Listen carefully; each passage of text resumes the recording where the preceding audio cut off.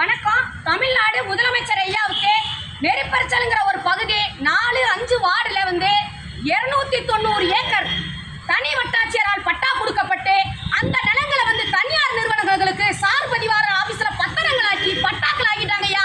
சாமானியப்பட்ட மக்களுக்கு இன்னைக்கு 3 சென்ட்டுக்கு பட்டா கொடுனா இல்ல. அதிகார பலத்துல உள்ளவங்களும் பணப்பலத்துல உள்ளவங்களும் கிராம உதவியாளர் நெறிப்பரிசலுக்கு எத்தனை கோடி ரூபாய் சொத்து இருக்குன்னு ஆய்வு செய்யுங்க. சார் பதிவாளர் ஆபீஸ ஆய்வு செய்யுங்க. இந்த பொய்யா கொடுக்கப்பட்ட இந்த தனி வட்டாட்சியரால் பல கோடிக்கு அதிபதியா இருக்கிறவங்களுக்கு பட்டா போட்டு கொடுத்திருக்காரு. அந்த பட்டாவை ரத்து பண்ணுங்க. தனி வட்டாட்சியரால் எத்தனை ஏக்கர் பட்டா கொடுக்கப்பட்டிருக்கு? 290 ஏக்கர் நெறிப்பரிசல் பகுதியில் கொடுத்து வணிக வளாகம் கடைகள் கட்டி வாடகைக்கு விட்டுருக்காங்க. மாநகராட்சியை நான் புகார் கொடுத்திருக்கேன். எந்த நடவடிக்கையும் இல்ல. இன்னைக்கு அதிகார பலத்துல உள்ளவங்களும் பண பலத்துல உள்ளவங்களும் இன்னைக்கு கடைகளை கட்டி வாடகைக்கு விட்டுருக்காங்க. ஏழை எளிய மக்களுக்கு இந்த நிலம் கிடையாது. ஆதி திராவிடருக்கு கொடுக்கப்பட்ட நிலத்தை தனி வட்டாட்சியரால் பட்டா கொடுக்கப்பட்டதை அதே வட்டாட்சியர் ரத்து பண்றாரு. சார் பதிவாளருக்கு ரிப்போர்ட் எழுதுறாரு. இதை பத்திரமா ஆக்கலாமே. சார் பதிவாளர் ஆபீஸ்ல பத்திரங்கள் ஆக்கப்படுது. ஏழை எளிய மக்களுக்கு இடம் இல்ல. இன்னைக்கு நான் கூட இருக்கேன்னா என் வீட்டுக்கு எனக்கு பட்டா இல்லைங்கிறாங்க.